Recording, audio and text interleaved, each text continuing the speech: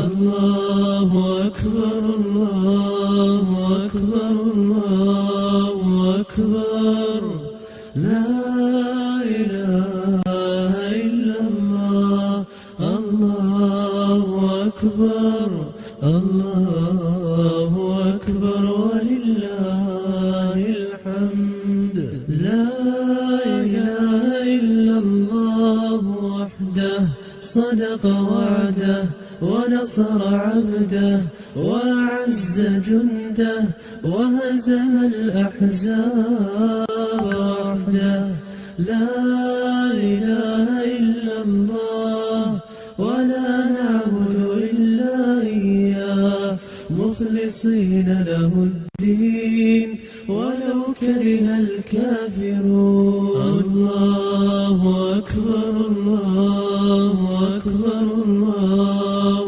أكبر لا إله إلا الله الله أكبر الله أكبر ولله الحمد. السلام علیکم ورحمۃ اللہ وبرکاتہ.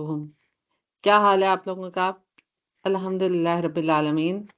اللہ رب العزت اپنی حفظ و امان میں رکھے اور شر سے محفوظ رکھے اور صحت اور عافیت میں رکھے، آمین. الحمدللہ رب العالمین. اللہ کے پاک نام سے ہم لوگ آغاز کریں گے آج کی کلاس کا. نحمدہ و نصلی علی رسولہ الکریم، اما بعد فاعوذ باللہ من الشیطان الرجیم. بسم اللہ الرحمن الرحیم.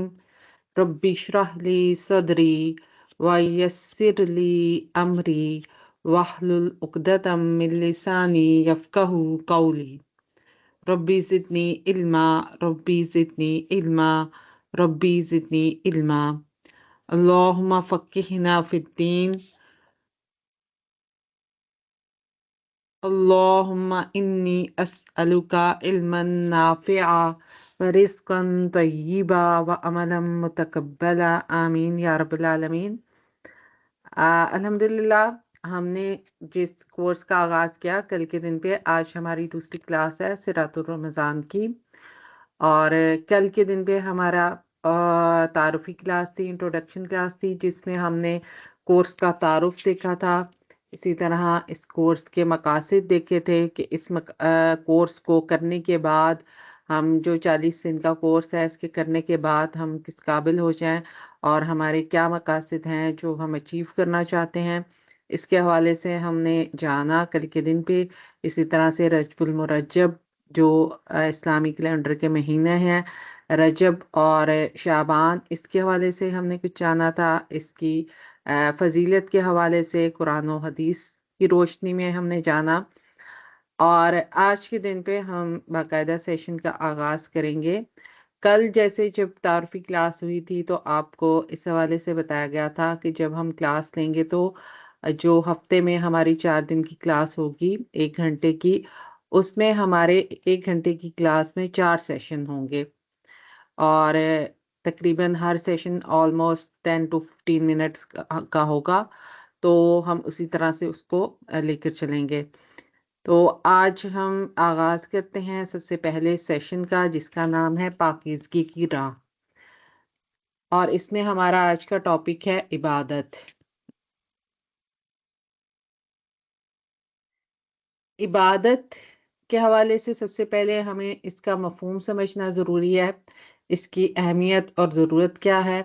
اور تعارف ہم دیکھیں گے اسلام میں عبادت سے کیا مراد ہے.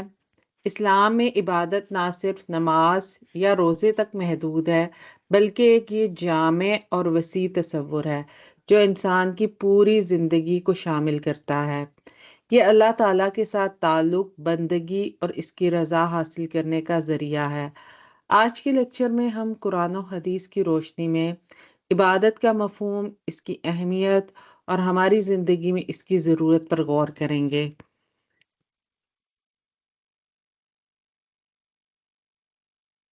عبادت کا مفہوم.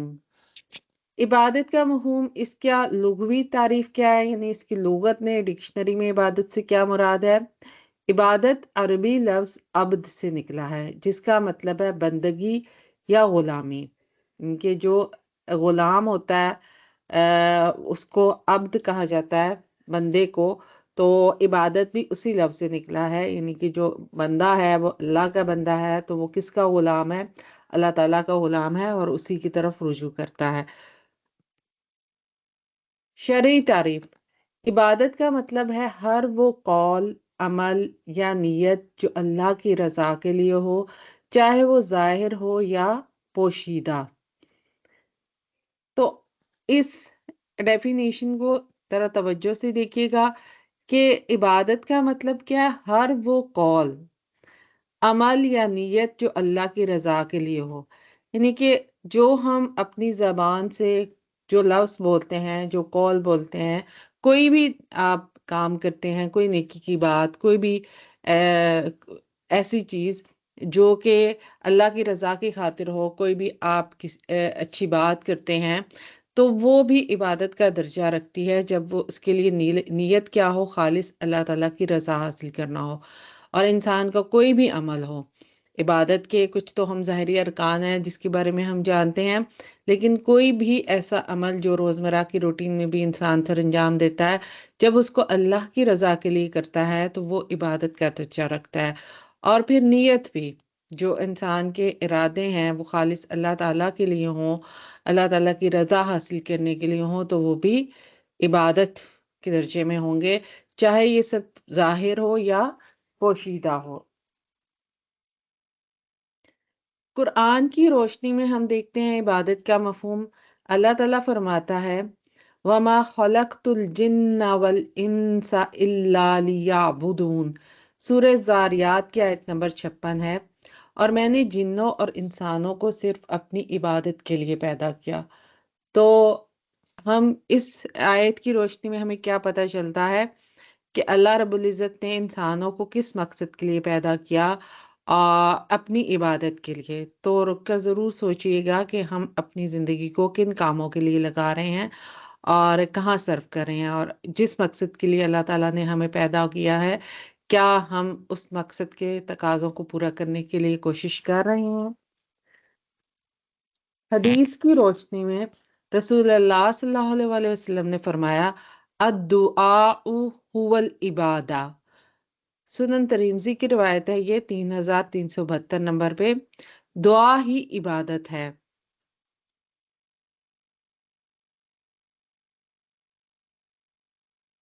عبادت کی اہمیت، عبادت کی اہمیت کیا ہے؟ اس میں سب سے پہلی چیز کیا آتی ہے کہ یہ اللہ کا حکم ہے۔ اللہ تعالیٰ نے انسان کو اپنی عبادت کے لیے پیدا کیا ہے اور یہ اس کا سب سے پہلا حق ہے۔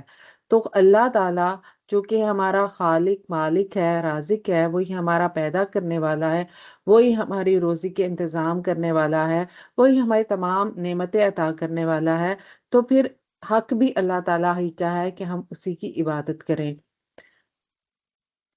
اللہ رب العزت نے سورۃ البقرہ میں ارشاد فرمایا آیت نمبر 43 میں وَأَقِیمُوا الصَّلَاةَ وَآتُوا الزَّکَاةَ وَارْکَعُوا مَعَ الرَّاکِعِینَ، نماز قائم کرو، زکوٰۃ دو اور رکوع کرنے والوں کے ساتھ رکوع کرو۔ تو عبادت کے طریقے بھی ہمیں واضح کر دیے اللہ رب العزت نے اس آیت میں۔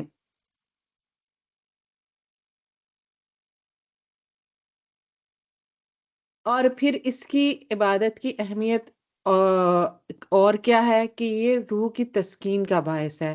عبادت کے ذریعے انسان کے دل کو سکون ملتا ہے، وہ اللہ کے قریب ہو جاتا ہے، جیسے اللہ رب العزت نے اپنے کلام پاک میں ارشاد فرمایا، سورۃ الرعد کی آیت نمبر 28 ہے، الا بذکر اللہ تطمئن القلوب، خبردار اللہ کے ذکر سے ہی دل مطمئن ہوتے ہیں۔ تو انسان کو ہمیشہ سکون کی تلاش ہوتی ہے، اس کی روح کو سکون چاہیے ہوتا ہے، اور وہ سکون کی تلاش کے لیے بہت سارے دنیا میں ذریعے بھی اختیار کرتا ہے۔ تو وہ اللہ رب العزت نے یہاں پر کیا فرمایا کہ اللہ کے ذکر سے ہی دل اطمینان پاتے ہیں، اور ہم اطمینان اور سکون کی ہی اور تلاش کرتے رہتے ہیں دنیا میں، اسی لیے پھر سکون کو حاصل بھی نہیں کر پاتے ہیں۔ پھر عبادت کی اہمیت کیوں ہے؟ کیونکہ یہ گناہوں کی معافی کا ذریعہ ہے۔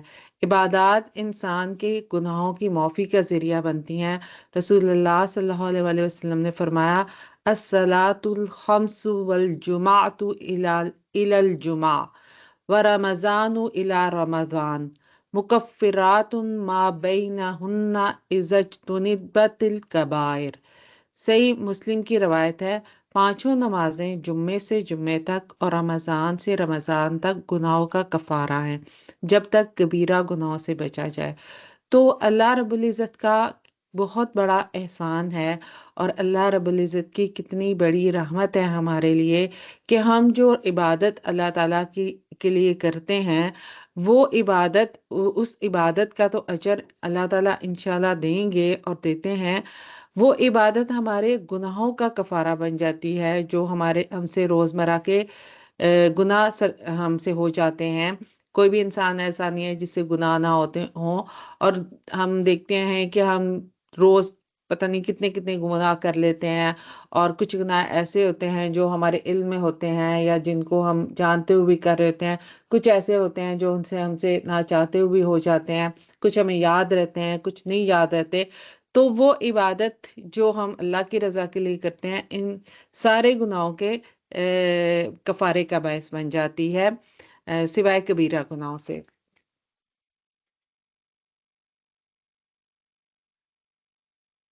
پھر یہ آخرت کی کامیابی کا ذریعہ ہے۔ عبادت آخرت کی نجات کا واحد ذریعہ ہے۔ اللہ رب العزت نے اپنے کلام میں فرمایا، فَمَن زُحْزِحَ عَنِ النَّارِ وَأُدْخِلَ الْجَنَّةَ فَقَدْ فَازَ۔ سورہ آل عمران کی آیت نمبر 185 ہے، جو آگ سے بچا لیا گیا اور جنت میں داخل کر دیا گیا، وہی کامیاب ہے۔ اب ہم دیکھیں گے کہ عبادت کی ضرورت کیا ہے، ہم کیوں عبادت کریں اور یہ کیوں ضروری ہے۔ سب سے پہلی چیز ہے اللہ کے قریب ہونا۔ عبادت ہمیں اللہ کی قربت عطا کرتی ہے۔ رسول اللہ صلی اللہ علیہ وآلہ وسلم نے فرمایا، اقرب ما یکون العبد من ربہ وہو ساجد۔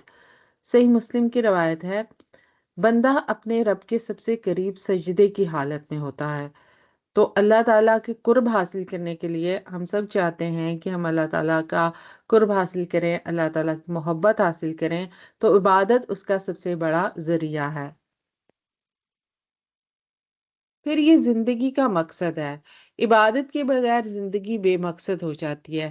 یہ ہماری تخلیق کا بنیادی مقصد ہے۔ اللہ رب العزت نے اپنے کلام میں ارشاد فرمایا، وَمَا أُمِرُوا إِلَّا لِيَعْبُدُوا اللَّهَ مُخْلِصِينَ لَهُ الدِّينَ۔ انہیں تو بس یہی حکم دیا گیا تھا کہ اللہ کی عبادت کریں، دین کو اس کے لیے خالص کر کے۔ اور یہ انسانی فطرت کا تقاضا بھی ہے۔ عبادت انسانی فطرت کا تقاضا ہے۔ دل اللہ کے ذکر اور بندگی کے بغیر بے چین رہتا ہے۔ ہم دیکھتے ہیں کہ ہم اکثر بے چینی کا شکار ہو جاتے ہیں، گھبراہٹ کا شکار ہو جاتے ہیں، بے سکونی کا شکار ہو جاتے ہیں، اور اس کی سمجھ بھی نہیں آ رہی ہوتی کہ ایسا ہمارے ساتھ کیوں ہو رہا ہے۔ تو دراصل وہ کیا چیز ہوتی ہے، کس چیز کی کمی ہوتی ہے کہ ہمیں جو ذکر کی، اس عبادت کی، اس چیز کی کمی ہوتی ہے، وہ بے قراری، وہ جو انسان کے دل کو یا اس کے اندر لاحق ہوتی ہے۔ بظاہر وہ ٹھیک ٹھاک ہوتا ہے، جسمانی طور پہ ٹھیک ہے، سب کچھ ٹھیک ہے اس کو لیے، لیکن وہ بے قراری اصل میں کیا ہے، جو اس کی روح کو بے قراری ہوتی ہے۔ تو عبادت دراصل انسان کی روح کو تازہ کرتی ہے، یہ روح کی غذا ہے۔ جس طرح سے ہمیں روزمرہ کھانے پینے کے لیے ہم دیکھتے ہیں کہ توانائی کی ضرورت ہوتی ہے، اور آپ دیکھیں کہ جب ہم ایک وقت کا کھانا کھاتے ہیں یا ایک ٹائم پہ کھاتے ہیں، ہم جتنا بھی پیٹ بھر کے کھا لیں، کچھ ٹائم گزرتا ہے تو وہ کھانا ہمارا ہضم ہو جاتا ہے اور ہمیں پھر سے کھانے کی حاجت ہو جاتی ہے، اور ہم دوبارہ سے ہمیں بھوک لگتی ہے، ہم کھانا چاہتے ہیں۔ تو اسی طرح انسان کی روح کے بھی کچھ تقاضے ہیں، جیسے ہمارے کچھ جسمانی تقاضے ہیں، تو ہماری روح کو بھی غذا کی ضرورت ہے۔ روح کو وہ غذا تو نہیں چاہیے جو ہمارے جسم کو چاہیے، ہمارے جسم کو تو غذا جو ہے ہم دیکھتے ہیں کہ ہمیں وہ کچھ کھانا پینا جیسے پانی ہے یا کچھ کھانا ہے ہمیں وہ چاہیے ہوتا ہے تو ہمیں غذا ملتی ہے تو ہم انرجیٹک ہو جاتے ہیں۔ لیکن روح کی غذا کیا ہے؟ وہ عبادت ہے، وہ اللہ تعالیٰ کا ذکر ہے۔ تو ہم جب اس بے چینی کے کچھ اور ذریعے تلاش کرنے کی کوشش کرتے ہیں تو وقتی طور پہ تو کچھ بہتری فیل ہوتی ہے، لیکن پھر سے وہ بے چینی دوبارہ لاحق ہو جاتی ہے، یا پھر وہ بے چینی دور ہی نہیں ہوتی ہے اور بے سکونی نہیں جاتی ہے۔ تو سکون کس چیز میں ہے؟ اللہ تعالیٰ کی یاد میں، اللہ تعالیٰ کے ذکر میں، اللہ تعالیٰ کی عبادت میں۔ اور یہ اللہ رب العزت نے انسان کی فطرت کے اندر رکھا ہے، یہ ہر انسان کے اندر موجود ہے، کیونکہ اللہ رب العزت انسان کا خالق اور مالک ہے۔ اور اللہ تعالیٰ نے جیسے اپنے کلام میں خود ارشاد فرمایا ہے کہ میں نے جنوں اور انس کو پیدا کیا ہے اپنی عبادت کے لیے۔ تو اللہ تعالیٰ نے ان انسانوں کے دلوں میں، جنوں کے دلوں میں یہ اس کی فطرت کے تقاضے میں بھی رکھ دیا ہے کہ وہ چاہتا ہے کہ کوئی ہو جو اس کی بات سنے، جس کو وہ اپنی بات سنا سکے، جس کے اپنے دل کا حال بیان کر سکے، جو اس کو سمجھ سکے، تو وہ اللہ رب العزت کی ذات ہے۔ پھر زندگی کے ہر پہلو میں عبادت کی وجہ سے برکت ہوتی ہے۔ عبادت کے ذریعے ہماری دنیاوی زندگی میں بھی برکت آتی ہے اور مشکلات آسان ہو جاتی ہیں۔ اب ہم دیکھیں گے عبادت کی کچھ عملی شکلیں۔ اس میں سب سے پہلی چیز کیا آ جاتی ہے؟ نماز۔ یہ اللہ کے ساتھ تعلق قائم کرنے کا سب سے اہم ذریعہ ہے، اور نماز سب سے بنیادی چیز ہے، کیونکہ جب ہم حشر کے میدان میں اللہ رب العزت کے سامنے دوبارہ ہمیں اللہ تعالیٰ اٹھائیں گے اور حساب کتاب کے لیے ہم اکٹھے ہوں گے، تو جس چیز کا ہم سے سب سے پہلے حساب ہوگا وہ نماز کا ہوگا۔ پھر عبادت کی ایک اور صورت ہے روزہ، صبر اور تقوی پیدا کرنے کا ذریعہ ہے۔ پھر زکوٰۃ ہے، اللہ کے مال کو پاک کرنے اور ضرورت مندوں کی مدد کا ذریعہ ہے۔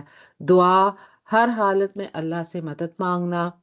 پھر اخلاقی اعمال ہیں، حسن سلوک، والدین کی خدمت اور لوگوں کے ساتھ نیکی کرنا بھی عبادت میں شامل ہے۔ تو یہ سارے کام جو ہم نے عبادت کی شروع کی تعریف میں بھی دیکھا تھا کہ انسان کا کوئی قول، فعل، عمل اور اس کی نیت، وہ ارادہ جو خالص اللہ تعالیٰ کی رضا کے لیے ہو، وہ عبادت بن جاتا ہے۔ تو کوئی بھی کام جیسے ہم روزمرہ کے کام بھی انجام دیتے ہیں، جس میں آپ دیکھیں کہ کھانا پکانا ہو گیا، گھر کی صفائی کرنا ہو گیا، ان سارے کاموں کو بھی اللہ کی رضا کی خاطر، اللہ کی خوشی کی خاطر انجام دیں گے۔ بے شک وہ کام ہم اپنے گھر والوں کے لیے کر رہے ہیں اور ان کے لیے کھانا بنا رہے ہیں یا ان کی خدمت کر رہے ہیں، لیکن کس کو راضی کرنے کے لیے؟ اللہ تعالیٰ کو راضی کرنے کے لیے۔ جب نیت یہ ہوگی کہ اللہ کی رضا حاصل کرنی ہے تو وہ ہمارا ہر عمل عبادت میں شمار ہوگا۔